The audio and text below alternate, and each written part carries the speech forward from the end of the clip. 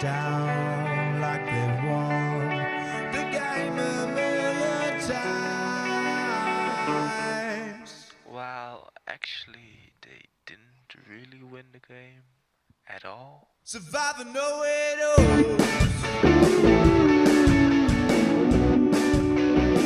Survivor know it all.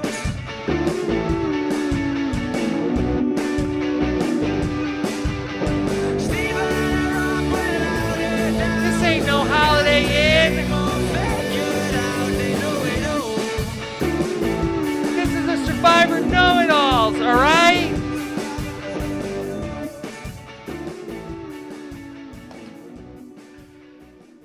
Yes, that is right. Survivor Know-It-Alls are back after episode number 4 of Survivor Edge of Extinction. And give us the report, Stephen Fishback at 11.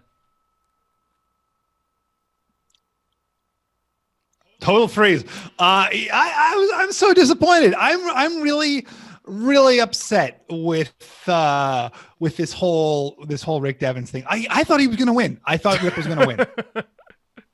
Yes, Rick Devens is out. Our top story at this hour. Rick Devens down. Oh, I was supposed to do it. I was supposed to do the shtick. I wasn't sure. I know you don't like improv. You've said for many years. Well, I'm just not good at it. I mean, I know that you think if you practice something, it makes you instantaneously good at it, but I don't think if I practiced, I would be good at it. I mean, you understand like how practice works, right? Yeah. You try something over and over again until you've learned from repeated failures to quit trying. Yeah. All right. We've got a lot to discuss, or some things to discuss here. Hashtag RHAP as we discuss. Not really a lot. Not a ton. As we discuss Survivor at the Swap, an unusual swap at that as we go from 2 tribes to 3 tribes, and we lose Rick here tonight in this 4th episode of Survivor. Hashtag RJP. Get your questions in. Got a lot of stuff coming up on the podcast. Carl Boudreau, it will be my guest on the podcast on Thursday. Very excited to talk to Brett LaBelle on our feedback show on Saturday. And then Mary Kwiatkowski will join me on This Week in Survivor. And, of course, we'll get into the Wiggle Room with Jessica Leese sitting in for Josh Wigler. So a jam-packed week of podcasts coming up from me. Steven, how are you? Like I said, I'm devastated, Rob. I'm really upset. Like Devens is, let's be honest. This cast is not David versus Goliath levels, and Devens was one of the standouts. David versus Wentworth. Exactly. He has been a lot of fun. I really like his confessionals. He brings a lot of humor to every one of his interactions. He's just fun to watch. And I was a little bit heartbroken to see him. I mean, granted, he's not out of the game, but I don't have high hopes for him on Edge You don't think he's going to fare well on ye old Extinction Island? No, I think we'll be saying farewell. Yeah. Farewell. Yeah. I really think that we're going to see a lot of the same things over and over again because we keep getting people from the former Manu tribe on Extinction Island. I feel like that the beginning of next week's episode is going to be a replay of the start of this episode where it's going to be Reem and Keith, and they're like, "What, Rick? What are you doing here? Get out of here. We don't want you here. Get out." And it's like going to be a hazing of the new people on the Extinction Island. It's a mean place.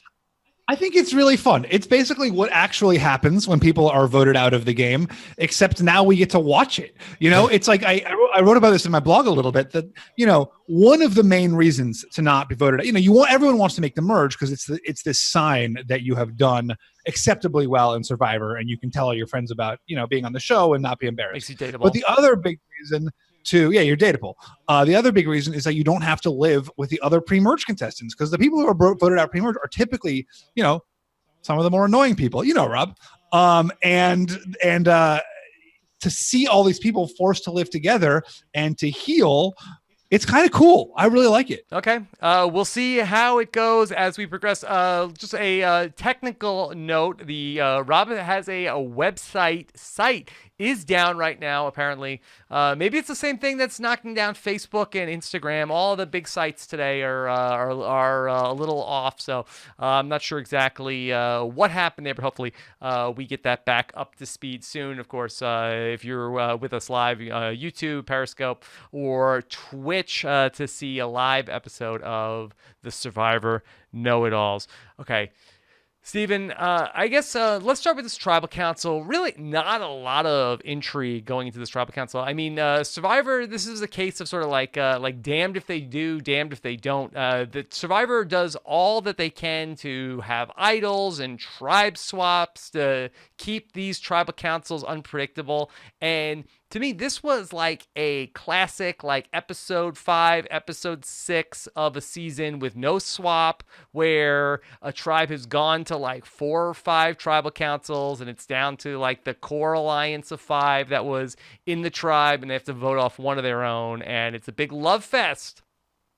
Yeah, we're not here for the love fest. I was genuinely surprised that it was Devon's. I really thought Lauren was going home. I was almost like annoyed at how obvious it was that Lauren was going home. You know, they set up her sickness. It was, you know, it just seemed to me like kind of both clearly about to happen and also clearly the wrong strategic move. And so I was, you know, the surprise of seeing Devon's go, I wasn't happy about it, but it made it better television for me. Why do you feel like that's the wrong strategic move to get rid of Lauren? I would be more if I were in War Dog's position. I would be much more nervous about someone like Devon's at a swap than someone like Lauren at a swap. You know, Devon's is incredibly charming. He's incredibly magnetic. He obviously knows the game really well. He's very strategic. And so I would be concerned with him as kind of a smooth operator. I tweeted this, but I actually was really surprised that David wasn't a target. To me, he is the obvious target here. Yeah, for whatever reason that Wentworth and David have not had this all-out war, and even though David has done a lot of maneuvering behind the scenes, he's done a good enough job to not let Kelly ever get wind of it, because this would have been a primo spot for Kelly to knock David out. We saw, you know, David had these opportunities to go after Kelly these last couple of episodes. This was the week that Kelly really had the opportunity to put David's head on a silver platter, and it doesn't seem like that is even something that she was thinking about. I want to go back to Devon's and where he ultimately went wrong, and obviously, tough draw here with the swap being the low person on the totem pole with 5 people from his original group. But in the same way I got on Chris last week of that, I thought that Chris missed the opportunity to take out Wentworth in the second episode.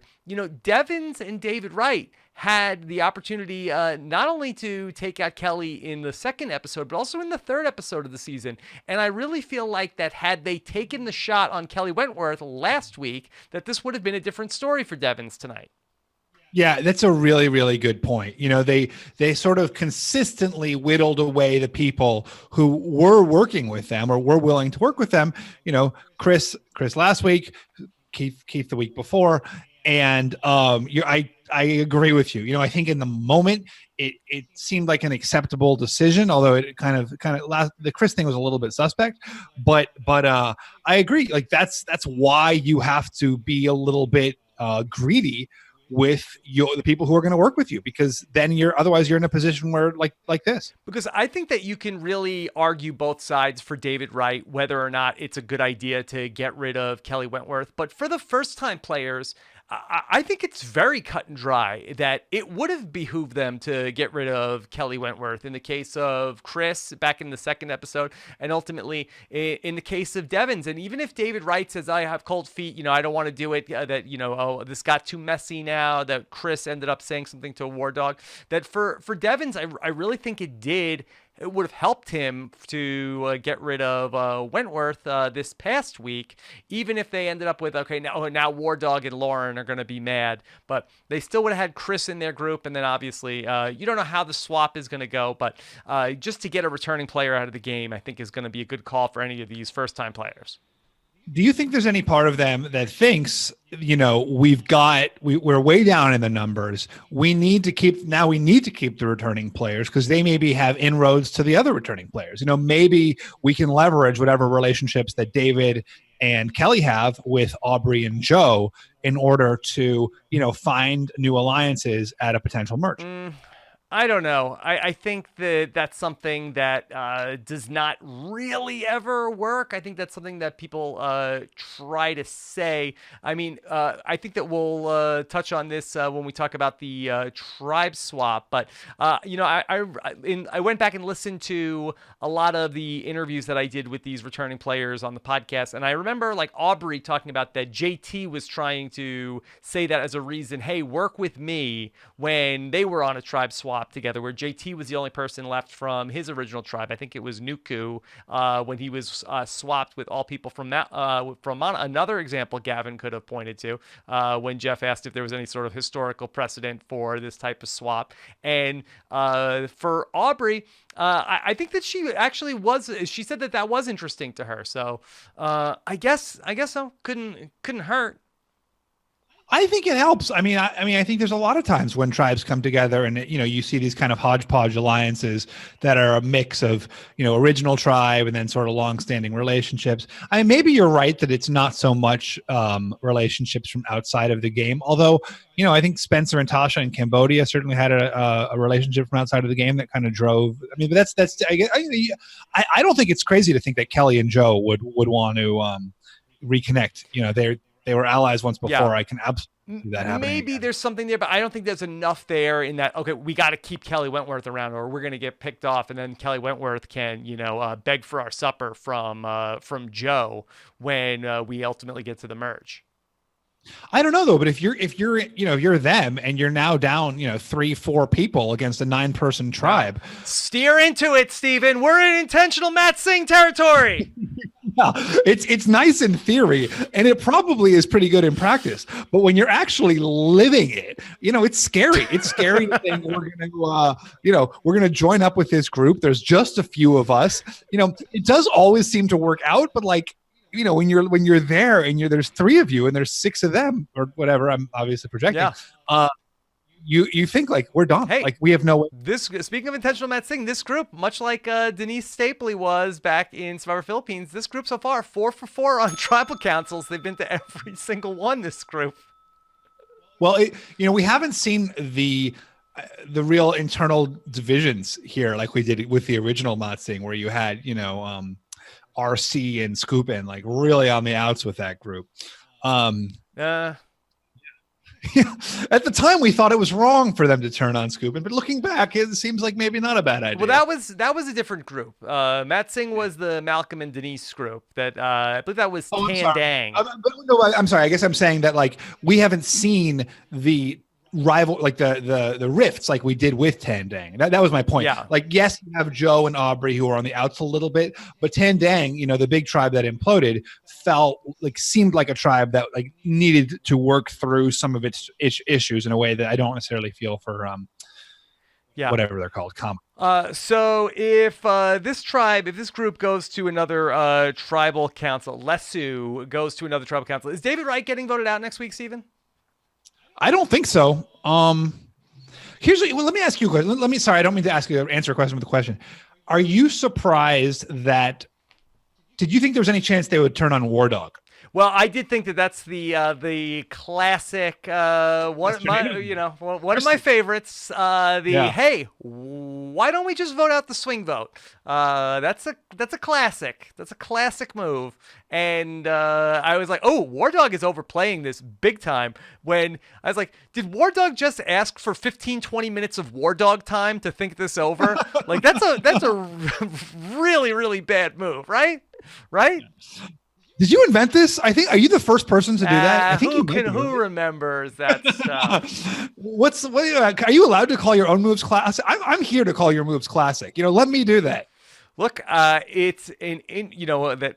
What I like to think about in the game of Survivor, it's like it doesn't always have to be A or B. Like sometimes you can order off the menu, and when you have the choice between two people and somebody is like, why not this guy? How about this guy? How about he's giving us a reason? But I think that War Dog, is so in with Wentworth at this point. I think that I don't know how much it was in doubt. I think you are not. Now, I have been saying for a while that War Dog is, a strong strategic player. Have you come around? Last week you were contesting that. Well, what are you seeing that makes him such a strong strategic player? I'm saying that every one of the past 3 votes has been almost entirely decided by him, where it hasn't been a vote by consensus at all. But didn't you say that he made a terrible move last week to vote out Chris? And so much so that you said that it wasn't even Chris's fault that he got voted out because War Dog made such a bad move? I said I didn't totally see the rationale because I trust War Dog. Like this was fine tonight. I mean, that he's tighter with Lauren, but I don't know why it was like such a better move for War Dog than it was a better move for Lauren. I think the fact that War Dog is in with everybody speaks to him. The fact that they aren't turning on him, that you've got these 2 groups, they could just both come together and say, hey, why don't we vote out this guy? But, he has really put himself I think into he's both. An asset in the challenges. He's probably the strongest person in this group after they voted out Chris. So unless they're going to really go all in for who cares if we win any more challenges, it'd be tough to lose War Dog. Why the War Dog hate? There's no hate. It's more War Dog skepticism. Yeah, also. I probably have some skepticism because I didn't really. I thought that he was in a good position, but I thought that he overplayed his hand to some degree. But and I thought it really could have gone. I thought it was going to go sideways for him. It ultimately didn't. But just because it didn't doesn't mean that, oh my God, what a great job. But it wasn't also what a bad job. It was fine. Right. Yeah. Okay. But I'm very worried about David Wright here, and I'm wondering, we didn't see anybody find the Lesu idol. I feel like that David Wright, even though he assumed Kelly Wentworth has it, he needs to get to stepping on find that idol real quick. Yeah, I agree. I think that if that group does go to tribal council, he seems like the most obvious person to vote out. Mm-hmm. Yeah. Why wouldn't you? Yeah. On the other hand, if you're War Dog, I guess you're thinking merge decently soon, right? How many? I don't know. Yeah, it's tough. Probably 2 more tribals. 2 more tribals. Yeah. So if you're War Dog and you're would you vote out David there? Because then that you're getting voted out next. If they go to the tribal council in episode 5. Yeah. If they go to 5 and 6, if you're saying 2 more tribal, probably 5 and 6 is so. I don't know if you have a choice. What are you gonna do? Are you gonna vote with David and force a 2-2 tie? So I think you have no other choice other than to vote out David at this next tribal council, and then it may well be him next, or it may be maybe he feels like he's tight enough with Kelly that maybe he might be able to get her to knock out Lauren. I want to actually talk about David's vote real quick. We saw David talk tonight about in his pitch to War Dog about, hey, my brand is loyalty. He ends up voting with Devin. I think they told Rick that he was going to be the person who was going to go home tonight. I think that Jeff's opening question to him was Rick talking about how this may be his last tribal council. I think he was not blindsided. I think he sort of thought that this was probably a likelihood. David Wright though does not end up voting out Devins. What do you think of that? I did not have that read. I was legitimately, David looked legitimately surprised and upset. It wasn't like, see ya, I'm really sorry. She's worried about Wendy. He looked legitimately upset. I thought so. I thought that it was genuine. That's funny. I had a totally different read. I thought that, they were it wouldn't make sense for him to vote. I mean, I guess he did promise Rick he wasn't going to No, vote. I think it makes total sense because David Wright, that he's really trying to like, hey, my brand is loyalty. I'm loyal to Rick, and if he's going down, I can't vote against my friend. That he's almost taking a page out of Big Wendy's book of like, you can't, like you guys can vote out Rick, but I have to, you know, I'm proving to people like that I'm not a sneaky guy. I am a loyal person. But wasn't he among the people who was saying what a crazy decision that was for Wendy in the episode 1? I don't think he's like learning his strategy from Wendy. Obviously, he's not learning strategy from Wendy, but I think that he's really trying to use it as a point to reinforce, you know, my brand is loyalty. Look how loyal of a person I am against maybe the perception that people think he's kind of a shifty guy. No, I get that idea, and I certainly understand why he said it about himself. And he does have the bone. He's he when he played that idol for Jessica. He certainly has got the resume to back it up. But that was not my read. I thought he was genuinely surprised. I would actually be somewhat surprised if he, knowing Rick was going home, still voted against Lauren, because like what a senseless way to antagonize Lauren. Mm-hmm. I guess we'll have to see in the secret scene, or if anything, we find out after the fact about that to see what David's actual thoughts on it. Now, I do have to, point something out with David Wright. David Wright said, this is the most incredible tribal council he's ever been to. Fact, this is not the most incredible tribal council that David Wright has ever been to. Absolutely not. Come on. Yeah. Stop it, everybody. Well, but did he say incredible? He was like special. I believe incredible was the word he used. David Wright went to a tribal council that was a 5-5 split. Chat can verify this. I'm pretty sure it was special. Well, I'll check my notes.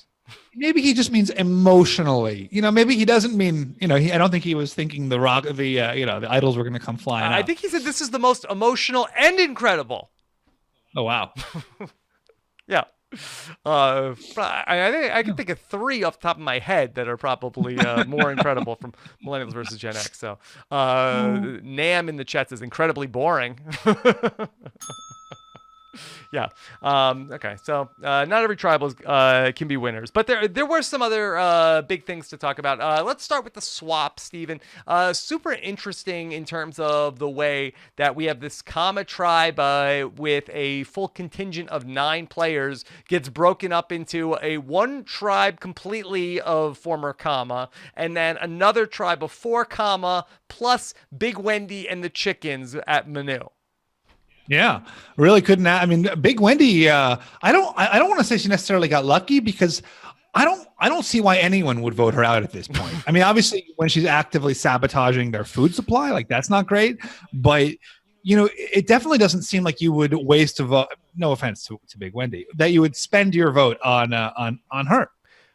How so? So if this group if Manu went to tribal council, you think it'd be a waste to take out Wendy? I do not think that they would vote her out. I mean, we were certainly talking. Oh God. What? Okay, I have a lot to say about this, but finish. Okay, I just think that, like we were talking about with Tendang, this is when groups don't go to tribal council, you spend so long in your head plotting and thinking of all like the big moves you want to pull off and all the blind sides and your alliances. Like Wendy is not part of that calculation at all for them. And it's not like she's some super threat from the Manu tribe that they have to get rid of. I think that they're just going to be like, whatever, like let's pull her into our schemes and try to make her, a passive participant in our games. Okay, Steven, you are exactly where the conventional wisdom is on this, that, hey, Big Wendy, she's not a threat. Don't vote her out. And because of that, because she's doing everything wrong, even Wendy herself has complete confidence in like everything I'm doing is working. It's all working for me. That the thing about Survivor now is that everybody sees this person who's screwing up and not a threat to anybody, and saying like, hey, it's a waste of a vote to get rid of that person. And guess what? Big Wendy is going to the final 3. Somebody's going to win the fire making challenge, and they are taking her, and that's going to be a spot in the final 3. That's not you, because you left Big Wendy in the game the whole time. So come around 180 degrees and you vote Big Wendy out of the game, because she is a huge threat because she is a pawn on this chessboard. And what happens to the pawns? That they are a huge threat. What happens to the positive area? That was my no, I totally agree with you. I mean, especially if you're like a big player, someone like that is taking up your spot. I mean, that was sort of our thinking with Abby. She's like, get her out getting now. voted out. She's never getting. She gets Yeah. 2 more votes. If she gets 2 more weeks on this show, she's in the final 3. Oh yeah, no, I agree. It or like 4 or 5, and like then at that point, someone's like, we have to like vote her out at this point. But I definitely think she's going deep. But I agree with you. Like, you want to get that person out now, and I think that would be a mistake for the new Manu tribe to not vote her out. I don't think they will. And she's in a very good spot because she's in sort of like this Shambo spot where that she's the one person, and Shambo in a lot of ways, that she's the one person, she hates her old tribe. She's like, hey, I'll vote against them. I hate those guys. And she's given up all of the information. So now it's super tempting to keep Big Wendy around. And let me just say, Big Wendy is incredible television. That I'm not saying that I have any sort of disdain for Big Wendy. I want her voted out. But I'm saying it's a mistake to not vote Big Wendy out because she is going to be a thorn in people's sides for the entire season as long as they keep her around in the game. And also, Big Wendy and the chickens, it's the storyline that my children are the most invested in the history of following Survivor over, the last year that they could comprehend that Survivor is a thing. Yeah, no, I agree. I totally agree. And she's great TV. She's super fun to watch. She's basically, I mean, her game is, I have nothing left to lose. I can do anything I want. And, I'm already assuming I'm going to get voted out, and therefore I will just do anything. And, like, then as a result, she's not going to get voted out. It really is a great strategy. I mean, this was sort of Richard Hatch's idea in All Stars of like, I'm such a big target that like my strategy will be to have no strategy. I think Wendy is actually going to pull off what Hatch tried to do. I think you're putting too fine of a point on what he was trying to do there. Well, those were his confessionals. I didn't, Yeah. I didn't. Right. Man, you really don't like Hatch and War Dog. You got some no, thing I against. Just, anybody could listen to the Evolution Strategy Chapter 8 to get my full breakdown on everything going on there, Steven. But I want to talk about Ron Clark, and boy, Ron Clark might be the most fun person to watch on this whole season. Yeah, he's fun. I mean, that scene was really, really fun. He's such a gamer. Really, I love Ron Clark. And then how fun was that whole thing, that whole sequence tonight, where then we have the whole setup from Joe Anglem, new Joe. He's a new Joe playing a different game, and he's going to make these relationships with people. And he's talking to Ron, I'm loving Ron Clark, but I feel like that his poker face probably could use some work because he had kind of like a stink face on the whole time that Joe was talking. Oh, yeah. But then we cut to Ron telling us that that Joe totally was buying what I was saying. And 20 minutes ago, I told Julia, go through Joe's bag. And then we get the Genius style flashback. Cue the extreme ways, Steven. Yeah, second flashback I think they've ever done. Last season, they did one with Dan finding his first idol. This was much better. Oh, yeah, for sure. That was cool, too, though, when they were all looking, and then Dan's like, but actually, I've already got it. But this was so great because, like you said, they set up a totally different narrative. They set up this narrative of, like, Joe is creating alliances, this new player, and he's going to have this new ally, and then we're going to get Ron's thoughts about what he really thinks of Joe, and then the whole thing is a sham. The whole thing is a fraud. It really was great. Yeah. So that's going to be very fun to watch. Do you think, is Joe Anglem going to make the merge, Steven? Oh, yeah. Joe is definitely making they're not going to Tribal Council. Yeah, exactly. I don't think Joe will go to Tribal Council before the merge. Apparently, he's been... Go ahead. Well, here's where things are going to be, that we can sort of like try to predict how this is going to go. Next week, 1 week from tonight, double episode coming up. double episode coming up, and so my sort of like conventional wisdom says, episode 5 could be cut and dry. Could first hour might be a snoozer. Yeah. Maybe they're saying like, okay, well the Devon's tribal was not super exciting, and then maybe if we have another boring tribal council, then like put it in a double episode. maybe let's just sort of like burn through this one to get to the second hour, which might be something. Yeah, you're probably right. You're probably right. So I don't know. I mean, I guess it could be maybe that you get 2 snoozers, and so let's just get let's just get to the merge as quick as we can. But double episode coming up next week. So we'll see how it's gonna break down. Yeah, we will. Okay. We will see it next week. We'll see how it's gonna break down. Next week we'll see it. Anything else you want to talk about from the episode before we start to bring into these questions? What are you feeling about Edge of Extinction, Rob? Now, Gordon Holmes was saying, we have 2 segments on Edge of Extinction, but we don't get to hear what Gavin, Julia, et cetera, feel. What's your take on this whole breakdown? About the why are we not getting more confessionals for players in the game? Would you rather have less Edge of Extinction and more confessionals, or the opposite? I mean, I would rather have.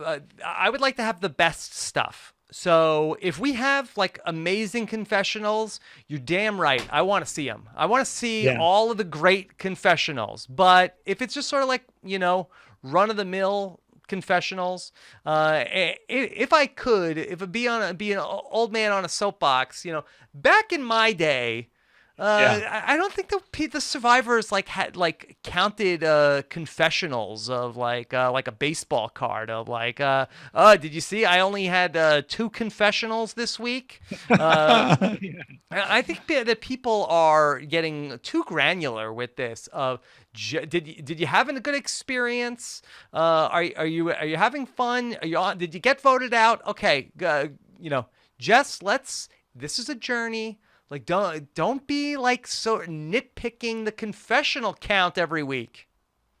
I don't know. I think if you're listen, I agree with you. I do not care. Like if the producers don't think I need to see someone's confessional, I'm good. I trust them. I trust them on this. This is literally their job. Mm-hmm. But if you're a player and you're not on the TV at all, and you have your big viewing party and you invite all your friends over, and you're like, I think that's me, right? No, I'm gone. And I get it if, like, in the case of, like, and I talked about this with Allison last season, where there were votes that she was involved in, and she felt like that they did not show her side of the story. But for people that aren't going to tribal council, what are you going to do? It's a 42-minute show. It would be a worse show to just like here's a million confessionals of that's not what the show is. That you hope they're giving you the best stuff, and when these players are more involved, it's been a weird season. The same people have gone to tribal council 4 times in a row. That's what it is. It's not like that. Like both tribes are going to tribal council. We're only hearing from certain people. There's half the cast hasn't had to go to a tribal council yet. Yeah, and we've got enough. We know sort of where they all are. Sort of. And you have the Edge of Extinction, and then on top of that, you have these 4 returning players. And why did Survivor pick these players to be returnees? That in the case of many of them, this is their second, third time out there. They're good at giving confessionals. They know what the producers want. So when players come back to Survivor, they've been through this. It's day 9, day 10. This is only players in their second and third interview. Maybe they're not as succinct and as punchy as some of these returning players. So that I don't like to get into how many confessionals does this person have? How many confessionals does this person have? By the way, I thought David was a really good confessional giver in his first season, but this season he's stellar. He's so good. Yeah, like he's good. He's good at it because he's gone through it. He's watched the whole season back and like, oh, okay, this is what I have to, there's being comfortable in front of the camera. There's a lot of factors. I think though, like in terms of like his clarity, I don't know. He's like all time. I didn't like. I really liked him in the first season, but I think he now may have like transcended to one of the all. I mean, no one is Cochran level great at confessionals, but obviously not. I mean, come on, he's got to be the best. He's got to be the king. Let's go back to David Wright, Stephen. What is it that David Wright is doing he's so funny, he's so wise? He's not even that funny. He's just like very thoughtful. He's very clear. He's not even being particularly funny, right? Would you say he's like super funny? I wouldn't say that necessarily. That he doesn't have a lot of like haha jokes in his confessionals. Yeah, he's super descriptive about the game. He's one of the reasons why he's great on the podcast, where he's really good at describing the game, but he also has like a lot of emotional generosity. He's clearly able to see what other people are doing. He's able to articulate his own strategies and why he may or may not pursue them. It's just great. Okay. All right. We are going to get to your questions here tonight live with Stephen Fishback. By the way, where are you right now? I'm sure people. I'm in New York. In New York, Brooklyn, okay. New York. Brooklyn, New York. Sorry about the poor quality. I need to improve the setup. No, here. you're fine. I think that people were probably like, "Hey, Steven's in a new location. I wonder where he is." I've been here before. They've seen these books. You didn't have the room this way when you used to podcast from there. Oh, you're right. I had the desk turned around. I've turned around the desk. Okay. You're absolutely right. All right. Very observant. So. All right, John wants to know. Hold on, Steven. That was a tease. We're gonna get to the questions. You're racing through. I need to take a moment and thank our sponsor for this episode of the Survivor Know-It-Alls, and those are our friends at AIS, the Auto Insurance Specialist. They're a brand new sponsor to the podcast, and the Know-It-Alls is a perfect setting for them because that you can be a lot smarter about your car insurance with AIS, because what they do is they make sure that you are getting the best rate on your auto insurance. And so they have a lot of different ways that you can do it, either by phone or on their website. You just put in all your information and they make sure that you are getting the lowest car insurance cost that you want with the coverage that you're looking for. I worked very closely with AIS. I talked to Mike over at AIS recently. We went through the whole process. It only takes a couple of minutes, and they'll tell you if what you have already is the best price for your auto insurance, or if there's another carrier that can give you an even lower cost. And then if you have the best, you get to feel smart. It's like, hey, I'm already the best. I'm awesome. And if not, then you can switch to another carrier and then feel a lot better. And the thing is about your car insurance is that these insurance companies, very sneaky, a la Kelly Wentworth, they slowly like raise your rates. You might think you might have gotten like a good rate when you first signed up, but they every month they like, you're like a frog in boiling water. They keep like turning up the heat on you. So go ahead and give them a call. Call 1-800-777-4AIS or go to aisinsurance.com/Rob. It's the easiest thing you're going to do today. That's at aisinsurance.com. They're the auto insurance specialists, and they've got the smart quote technology to shop the rates of dozens of insurance carriers in just a few seconds. That's aisinsurance.com/Rob. Okay, Steven, let's get to the questions tonight. All right, start us off with John. John wants to know if Lesu is the Browns. Oh, perfect question for Steven. Yeah, I'll take this one. Then who are Manu and Kama? Tell me, what sport are the Browns? They are a basketball team, Steven. Then Manu, Kama is the Lakers. Yes. How's that? Perfect. Good? Perfect. Nailed it. Is that good? Yes. All right. Let's go. And Manu is the Knicks. That's right. Okay. How about let's give Steven this one from Lorenzo. All right, Lorenzo wants to know, why does the merge loyalty even matter for them? Wendy already hates the tribe, so they'll be down 8-4 in the best case. So doesn't it make sense to just disband the foursome and target David or Wentworth as the big threats? What do you think, Rob? So Lorenzo's saying, why not just have the new players all band together? Why don't we just take out Wentworth or take out David Wright? Is that what the thought is there? That's right.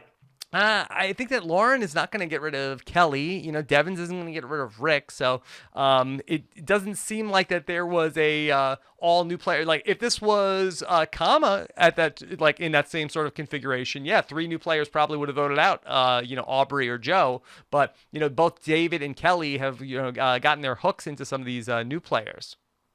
I disagree with the premise that loyalty doesn't matter in a small group. I think we see again and again that loyalty is exactly what matters most in these small groups. The reason for the intentional motzing is that A, your tribe gets really good at tribal council, but B, you also develop super tight bonds from voting together and planning together over, many, many weeks. So then when you go and you see this other tribe that does not have the experience at tribal and also doesn't have those sort of proven tested bonds, they kind of fall apart in comparison to your loyalty. And it's one thing we see again and again, season after season. It's that the group that is the most close knit and the most loyal to each other almost always makes it to the end and win. Yep. The tightest, largest group is always the most successful.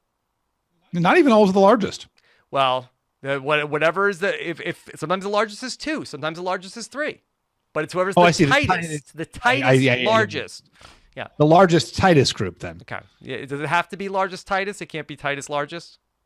I don't know. Let's spend some time. And a correction, the chat is on me. I said that Devins isn't going to get rid of Rick. Devins wasn't going to get rid of David, okay? All right. Devins is Rick. Yeah, got it.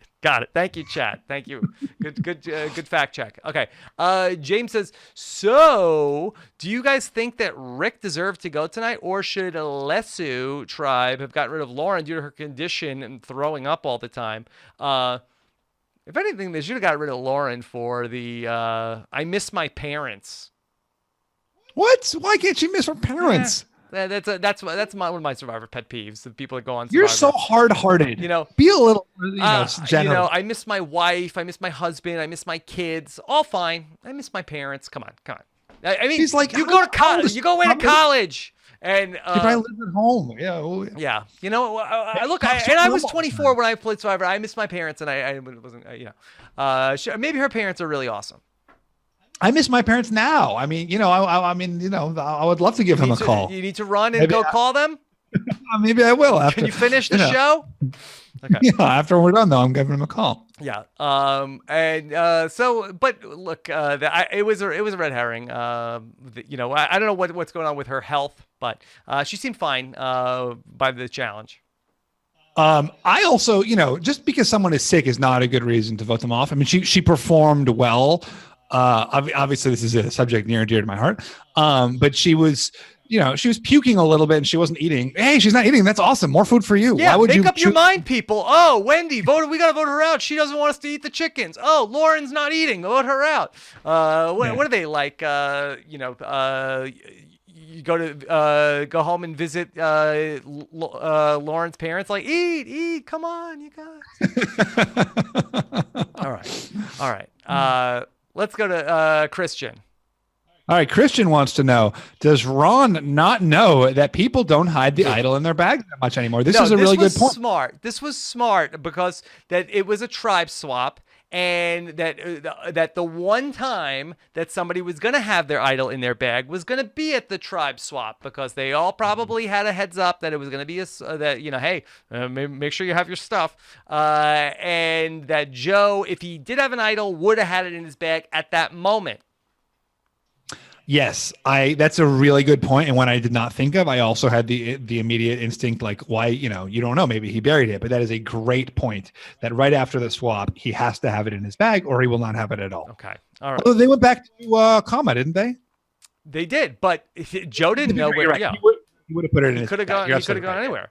Yeah. Okay, this is a question from Amanda. I like how all the reactions to the Edge of Extinction have been different. Rick's quiet, determined walk gave me chills. Oh, big Devin stan. I love that too. I thought that was so cool. We had like Keith's total freak out, like, Chris, I'm gonna screw those guys. But I really I thought I kind of got chills too when like Devin's just looks at the sign, pivots and picks up the torch and walks off. I thought that was real cool. Yeah. I mean, it should be a no-brainer. Like, And it was. If it was really like, by the way, you can have a chance at the game, but you will suffer. There's nothing there. It is brutal. Like maybe people were like, let me think about it for a second. Like this should be hey, go this way to have a chance to get back in the game. Yeah. It's like, well, I'm in Fiji. What am I gonna do? Go home? Well, Devin said he was thinking about that burger. Yeah. Oh, I miss my friends. Yeah, parents. Yeah. Giving different reasons. Okay. All right. Steven, what about Brock? Brock Cheek wants to know, can we get a current ranking? Oh, no. Why not? Why you refuse to rank? Who is the best shot of making it off Extinction and who you most want to see? Okay. Bro, let me tell Brock. This is very arbitrary and very reductive. I totally disagree with you, Rob, and I'm offended. This podcast is about being arbitrary and reductive. That's why we're here. Yes, finally. Okay, I thought you were going to get mad. I was trying to be the heavy on Brock.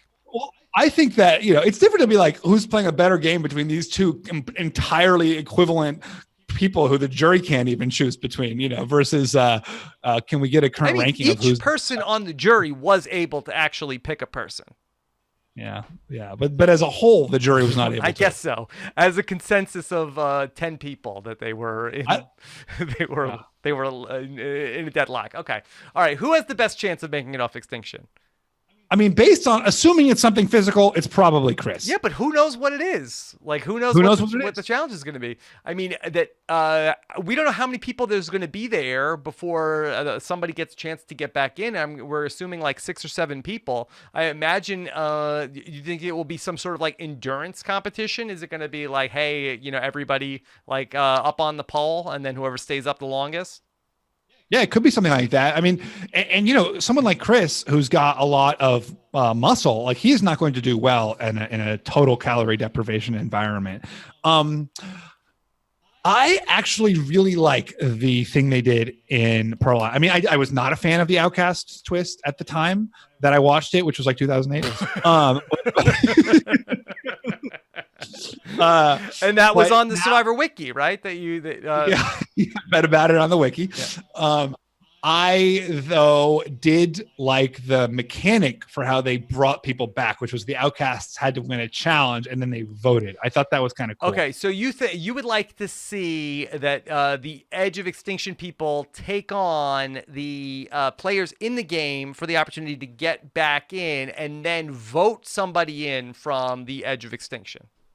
I thought that was a really fun mechanic. Yeah. I mean, I'm skeptical that it will happen. I think that would actually be really good. And I think that, that we're seeing the camp life here at the Edge of Extinction for the first time. And if that was the case, then I think that would be a cool way to do it. And I feel like that, okay. Interesting also, they are provided with a Hawaiian sling also. That I think that we did not know that they were going to have that. We thought it was just going to be rice. We know that Jeff likes to see the survivors provide for themselves. So I guess it makes sense that there would be a Hawaiian sling on the Edge of Extinction. If there were a vote, could Reem get back in the game? I don't think so. Heath is voting for Reem. I guess they'll vote for each other. They're like these Skinny Ryan and Lil of our day. Yeah, right. And Lil made it to the end. Well, the story is that the people that wanted to go on the pre-jury trip allegedly all said, like, well, let's just go on the trip and we'll send Lil back into the game. What? Is this canon? That? No, I've never heard that. I believe that's the urban legend of how that. You would know. You were like in the mix at that point in time. That's not how I heard it. I don't know. You'd have to ask somebody. Maybe if somebody knows that story for true, that might just be telephone game. I think that's what I've heard. You were like hanging out with those people when that happened. You must know. Who was I hanging out with? Skinny Ryan. Survivor 7. I don't know. Like the Sean, wasn't there someone named Sean? Well, I'll ask my wife. I'll see which if she has the story on it. Let's take a question from Desmond. If you were Devin, what would have been your sales pitch to the War Dog? Interesting. That's a tough one. That's a really good one. That's a good question. You know that War Dog has typically sided with Wentworth. You know that you are a very likely contender. Do you turn on David? I mean, I don't know. It's a really good question. Like, how do you target? Maybe you like pledge loyalty to the War Dog. I don't know. What do you think, Rob? Hey, that's a tough one. War Dog. They're making a girls' alliance. It's a girls' alliance, War Dog. They're gonna get rid of you. Girls' alliance. It's a girls' alliance. Yeah. Oh my God. The girls' alliance. That's actually not a terrible one, because there is a. Wentworth has the history of being in a women's alliance, and it has like this disproportionate terror effect on so many players in this like crazy way. Whereas like there have been so many more people voted out for fear of a women's alliance than there have actually been women's alliances. Mm-hmm. Yeah. Look, it's not a bad. Yeah. Put the fear. That's a really good girls' alliance. It's happening. Okay. Yeah. That's pretty. Why was Kama so mad that Chris got voted out tonight, Steven? I don't think they were mad. I think they were just surprised. Well, they were like it's an insult to the game that they voted Chris out. Oh, is that? I did like when Lauren was like, all right, you guys don't know. You guys weren't on our beach, so you guys don't know anything about what's going on. You see so little of the other tribe. You see them at challenges. You don't really have any real connect. You don't speak to them. You see one person who's like the anchor in the challenges, and you see that person get voted out. It's always a little bit shocking. But they keep losing, so why not? Why not vote them out? Okay. All right. Let's take this question, Stephen. This is one from Joanna. Joanna wants to know, are we 100% sure Reem isn't a CBS plant to haze contestants as they arrive on Extinction Island? Screw you, dude. What? I liked her. I'm not a plant. That's pretty good. That's pretty good.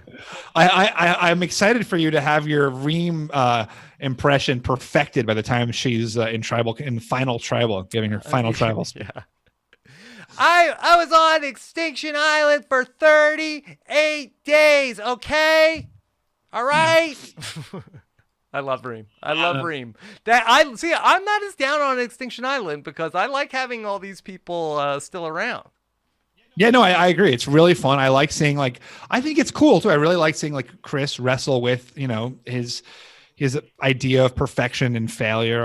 It's interesting to see these people dealing with it and dealing with getting voted out. What's the one part of Survivor we haven't really seen? Now we've had the Ponderosa video, so that's been there, but we haven't really seen it on the show. Did you think that Keith might tap out tonight, Steven? Yeah, it sure looked like it, but then Reem was there. She was right there bolstering him. She was there. She was there to make sure that he was not going to give up. But he's looking at it. I think he's got to be number one on the raise the sail rankings. Yeah, I think so. I think of these four contestants, if someone taps out, it's definitely going to be Keith. Okay. All right. This is from Jennifer. What are your thoughts on the Lesu men saying Lauren is weak after her challenge performance? I don't have their exact quotes. I think they were saying that she's not eating. Yeah, I think they were concerned, and they said maybe she's a liability because she's not eating and she's got to stop eating. I mean, it seemed like more long-term concern than immediately. And I also really think that they were just looking for a reason. Yeah. They had to they were stretching to find some rationale. Challenge was great tonight. The immunity challenge was really great. Oh my God! With the wet, it might have been a snoozer had it not started raining. I think the rain. They should only do that challenge in the rain. Yeah, or they should bring in a rain machine. Oh, this is one from DK. Do you think that Lauren shared that she had an idol and was told by Kelly and War Dog not to use it based off the little look War Dog gave Lauren when she didn't use it? Yeah, that is possible. Also, that Lauren was like, "Hey, I have the idol." I've got the idol, so it maybe even to War Dog of hey, you could vote for me, but I have the idol. Yeah, that's a good question. It does seem like we learn after the fact that many more people always know about these idols and advantages than we are aware of. Mm-hmm. Yeah, that's the kind of thing that comes out after the season of I actually knew about that. We all knew about this, so you can't tell. Maybe the secret scenes can give us some of that information. Let's do one or two more questions here with Steven. It's All right, a Steven fellow Johnson Steven. wants to know. Yes, great with a PH as well. Stephen Johnson wants to know. So if someone goes to Extinction Island with an idol, does it lose its power? What do you think, Rob? So my guess is yes. I think it would. I think that if you get if you get voted out of the game with an idol, you don't get to take it to Extinction Island. And my only sort of like precedent on this is in Survivor South Pacific when Ozzy had the idol. Remember, I'm sure you do because it happened with Cochran that Ozzy gave his idol to Cochran to hold. And then because he was going to get voted out and go to Redemption Island, and then Cochran had to be in charge of the idol while Ozzy was away. But he gave it to him to hold. Did he have to give it to him to hold? I don't remember that. I don't know. I mean, if Ozzy could have taken it with him to Redemption Island, you would think that Ozzy would check that out before he just gave his idol to Cochran. But he sort of said it was like a tribe idol. I don't know. We'll find out maybe this season if anybody gets voted out with an idol. I would think that they would let them take it. I mean, yeah, why not? I guess they want more idols in the game. They don't want idols just sitting at Extinction Island. So maybe the move is you to give them a chance to hide it again. I mean, then if the idol comes back into the game, I don't know. My guess is that it's null and void once it leaves the game. Yeah, it's not a terrible guess. Okay. All right. Let's do one more question here if we have one, Scott. What about this question from Ashley? All right, Ashley wants to know, did Joe and Kelly do this immunity challenge in Second Chances? It looked very familiar. If not the whole thing, the puzzle for sure is the same. Actually, you are almost right. We did do this immunity challenge. The puzzle was not the same. So the immunity challenge was the same except for the puzzle. Okay. At what point in the game did you guys do this challenge? I believe it was pre-merge. I think it was like I remember it as being our first challenge. It was not, obviously. I think it was our second or third challenge. Oh no, wait. Yeah. Savage. I think it was our second or third challenge. Mm-hmm. Okay. Yeah. And then this must have been the second challenge. Yeah. Steve, any thoughts on this from the Bachelorette? Why don't they solve that puzzle on the ground? Does production tell them they have to use that frame? I think the frame is easier than you're like looking at it right side up. Yeah, because it's got to like hold those pieces in place. They probably go in a certain way, and so I think that in terms of like from a visual standpoint, I think that they probably want them to, and I think it's also probably better. Yeah, they might ask them to. You're right. And Joe, by the way, also won that challenge in our season, and Kelly lost it. So. The history repeats itself. Is it unfair to have someone do? Not that it should be fair. Is it unfair to have someone do a challenge they've already done? I mean, Aubrey did a challenge that she has already done. I think that you sort of like it's a reason that the returning player says, "Hey, I know how to like do some of these challenges, have some expertise." So I think it's all fair. We have a clarification from A. Scott Falk on Twitter. Yes. I paused last episode to read Aubrey's idol clue. It says idol is not valid once voted off. Interesting. Well, that's a big clue. That's a big hint. Yeah, that's a huge clue. That is a huge hint if the clue says that. Idol is not valid once voted off. That's crazy. You're right. Like, that would be a huge hint. Yeah. Okay. Maybe they're like, I can't stand up and flip the idol to somebody else. Like, hey, I'm voted out, Steve, and you take this. It didn't bring me any luck. Hopefully it'll bring you some. Right. But it would be hard. I'm trying to think, like, if you were out there, if you would ever make the leap to think the voted off players are sitting around I wouldn't, somewhere. because I'd say no. Oh no, they never do this. They hate the. Yes, Jeff has like really come out against the outcast twist as being a terrible idea. Even the Redemption Island seasons that was introduced, early on by the, a Redemption Island duel is coming up, and stuff like that. So at this point, I think that it would be really unprecedented to imagine that these people are coming back at the merge. So it should make for some good reactions once we get to that. I'm really excited about that. That's going to be really fun. Steven, let's talk about some of those things that we have coming up, and it looks like that you have an update on the Paraphrase podcast that you talked to the author of the book Hark. That's just one word. I mean, it's spread over 2 lines. The book is Hark by Sam Lipsyte, and Sam Lipsyte has long been Sam Lipsyte is probably one of the funniest writers writing today. His book, The Ask, was one of my favorite books of all time, and this is his new book, Hark, which is similarly hilarious. It follows this guy named Hark Mourner who basically develops his own cult called Mental Archery, which is this kind of mix of mindfulness and yoga, but deeply rooted in the mythology of archery. And it's sort of about him, and it's about his the adherents, and it's a really fun read. And Sam is a super funny and super insightful guy. So I interviewed him for Paraphrase, which you could check out at paraphrasepodcast.com. Okay. All right. Good work there, Stephen. All right. Let's talk about what else is coming up.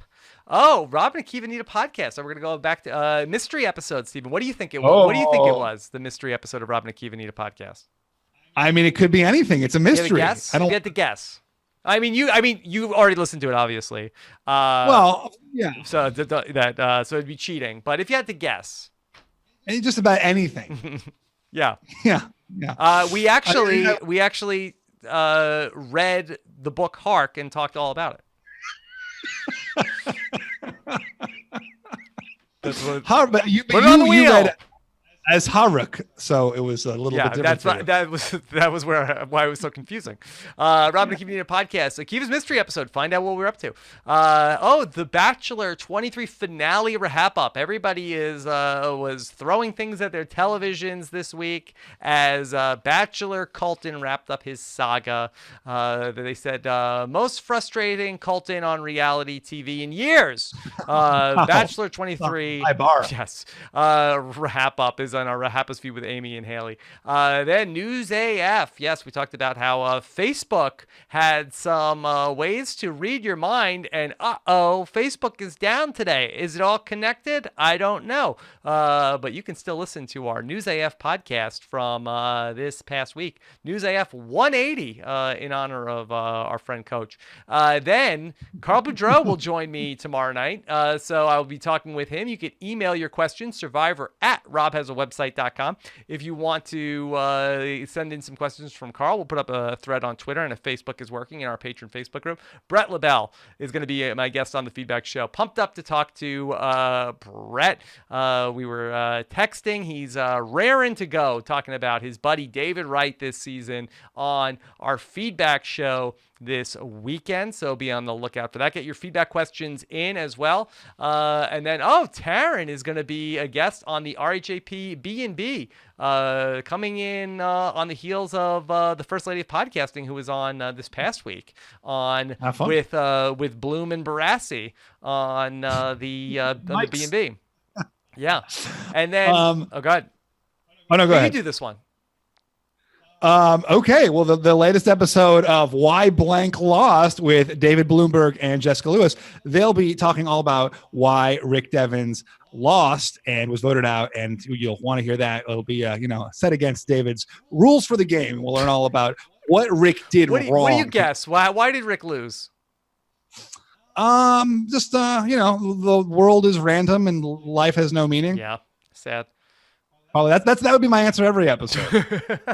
And then Mary Kwiatkowski will be my guest on People Are Loving This Week in Survivor. We're going to go through everything that Mary is thinking, the Week in Survivor social media, and play Jordan Kalish's This Week in Survivor History quiz coming up later this weekend. So be on the lookout for that. And then Jessica Leese will be my guest on The Wiggle Room coming up. So we will talk about Jess's thoughts on everything here at the Swap, and then get into the Week 4 Wandoff coming up here. So a jam-packed week of Survivor. Once again, having so much fun this season. robhasawebsite.com/patron for more information about how to become a supporter of Rob Has a Podcast. Get access to all of the benefits that we have for you, including our secret patron-only podcast feed, where we do an additional 2 patron-only podcasts a week. What? Yes, that's right. You heard me. Wow. robhasawebsite.com/patron for more information. Okay. Wait, Rob, what is your brand? If David's brand is loyalty, what is your Survivor brand? Plaid? Yeah, probably. I mean, it's I don't know if it No, converts to podcast. if you were out there, what would you say to them? What would you say? Like, hey, my brand is Fun. fun. Okay, we have a winner. Keep it fun. We're gonna keep it fun. Keep it fun, everybody. I'm not gonna Yeah. win. Come on, let's just let me just have some fun here. Yeah, I don't get out of the house much. We're gonna have fun. We're gonna have a lot of fun. Okay. Didn't work out for that great for Tom Green with that, but that's what I'm going for here on the podcast. And luckily, they can't vote me out of this. So, Steven, by the way, to people who are watching us here live, that Nicole and I, the First Lady of Podcasting, are going to record the Patron 5 for 5 tonight, but I haven't been able to post the question thread in the Facebook group. So if you have something that you want to hear Nicole and I talk about, send me a tweet tonight after the show, and I will get into it with the First Lady of Podcasting on our weekly Patron 5 for 5 podcast. Who got the fishy this week, Steven? This is a tough week, I think. I thought it was a no-brainer. Wardog got the fishy for making the right decision. I mean, it actually probably should have gone to David, but because like how he's not being targeted is some sort of miracle. Yeah. But I gave it to Wardog for making the right choice between Lauren and Devins. As sad as I wasn't the choice I wanted him to make. I mean, do you think it was like 51-49 for Wardog? No, I agree with you. I think that he's repeatedly shown that he's I think super. it was like 92-8. Yeah, exactly. Yeah. It's like, yeah, I'm probably gonna stick with Kelly Wentworth. That's what I'll do. I thought maybe he might potentially say like, well, then I could be Kelly Wentworth's number one if I get rid of Lauren. But then then next week you're heading into a 2-2 split, so it would have made no sense whatsoever. I mean, it's such a no-brainer. I mean, I wasn't trying to shade War Dog earlier because may God have mercy on my soul if I was. But I mean, it was such a no-brainer decision. Yeah. It was pretty straightforward for Wardog. And if you vote out the ally, if you vote out, it's not like Highlander where if you take their powers. If you vote out the ally, you don't then become the ally. You become the enemy. Okay. Yeah. I've seen it both ways. Really? I guess actually it has happened where you vote out the ally, you become the better ally. That's actually. I mean, I don't want to keep going back to Survivor Cambodia. No. I'm aware. It stings. It stings. All right. Steven, great job. Thanks so much to Scott St. Pierre behind the scenes. Take care, everybody. Have a good one. Bye. Bye.